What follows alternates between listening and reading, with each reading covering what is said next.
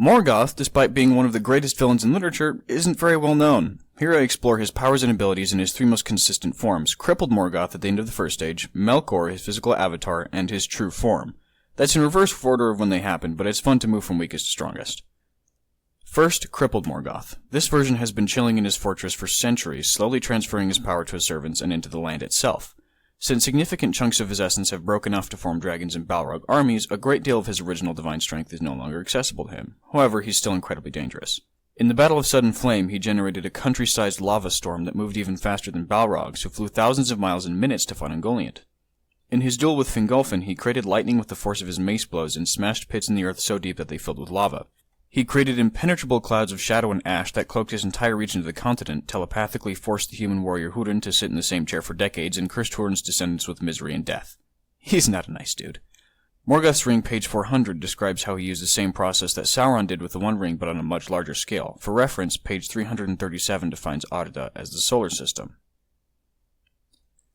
So he turned the continent and every non-holy part of the solar system into a Horcrux that amped his abilities.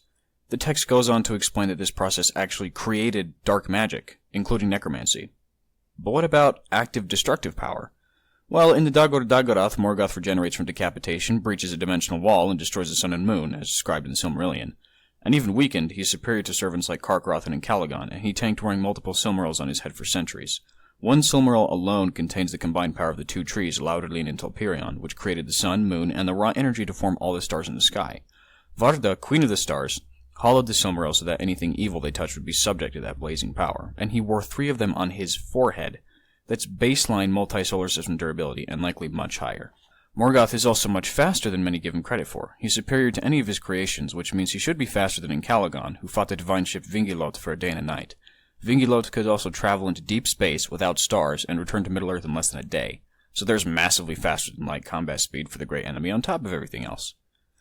Whew, okay. Weakest form, multi-solar system level minimum, fights faster than light, master of dark magic, basically can't die. Got that? Great. Now into Melkor, a less damaged version of his physical manifestation. Before he weakened himself by corrupting or designing minions, he was equal in power to the other Valar, essentially gods, put together. Morgoth's Ring, page 350, gives that meaning, referring to the avatars of the Valar. They had sufficient power for their functions, that is, vast or godlike power over and knowledge of the physical structure of the universe. Christopher Tolkien states on page 330 that the Valar were at least as powerful as the gods of human mythologies. That includes universal beings like Orphic Zeus, He the Egyptian god of infinity, and the Japanese god of chaos Amatsu Mikoboshi. Varda used Telperion's light to casually create the universe's stars, and the other dozen or so Valar were comparable. Melkor, until the warrior god Tulkas arrived, held his own against all of them at once. He's easily universal in this form, and is stated to share the powers of the Ainur, which include the Valar. That means the following is some of his basic abilities: shape-shifting, elemental manipulation, fate manipulation, fear manipulation, near invulnerability, weather manipulation, power absorption, matter corruption, telepathy, telekinesis, godlike strength, and regeneration from consciousness alone. Not a bad power set. It's still weak sauce compared to his true form. Warning, this is where the quotes reach previously unknown levels of awesome. First, there was Iluvatar. He existed alone. Matter was not a thing. Dimensions, universes, time, duality, none of that. Just him. Then with a thought, he brought into being the Ainur, self-aware spirits that exist in the same transcendent sphere as him. They were with him before aught else was made. To Melkor, among the Ainur, had been given the greatest gifts of power and knowledge. Iluvatar, through music, teaches the Ainur how to build all of existence, or Ea. Although Ea is commonly translated as universe, Christopher Tolkien writes that all that is fits more closely. What exactly does that mean?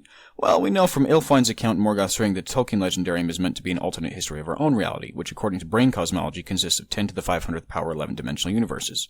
Page 337 of Morgoth's Ring shows that elves had an accurate understanding scientifically of the scale of the universe, but that Ea to them was still measureless, indefinitely vast, and beyond the furthest thought. These near-divine immortal geniuses couldn't even begin to understand the concept necessary to describe the scope of creation. Here's the crazy part. Whoever massive Ea was, the Ainur viewed it as fictional. The preface to the Silmarillion clearly writes that they perceive this infinite, incomprehensible existence as a story composed by someone else. That's how much their true forms transcended creation by. They resided outside of it with Iluvatar beyond space, time, and Ea, the concept of physical existence entirely. Melkor was the greatest power under Iluvatar, Morgoth's Ring 390, and during the song that developed Ea, he introduced the concept of chaos with his thoughts. Something as fundamental as entropy didn't even exist until he took direct action. There you have it, Morgoth's various power levels explained. Like and subscribe for more content like this, and comment for videos you'd like to see or characters you want analyzed. Thanks for watching!